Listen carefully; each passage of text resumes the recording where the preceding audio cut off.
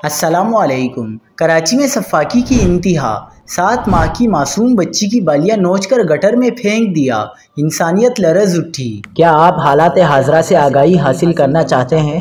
خبر کے پیچھے چھپے اصل حقائق جاننا چاہتے ہیں تو ابھی سبسکرائب کیجئے جلمل پاکستان کو اور ساتھ ہی گھنٹی کے نشان پر کلک کر دیں۔ آپ کو بتاتے چلیں کہ کراچی کے علاقے ابراہیم حیدری میں انسانیت سوز واقعہ پیش آیا، جہاں 7 ماہ کی معصوم بچی کو مبینہ طور پر کانوں سے بالیاں نوچنے کے بعد گٹر میں پھینک دیا گیا۔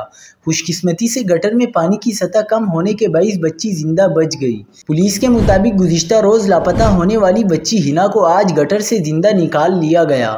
واقعے کی اطلاع ملنے پر ورثاء اور اہل محلہ نے اپنی مدد آپ کے تحت بچی کو گٹر سے نکالا۔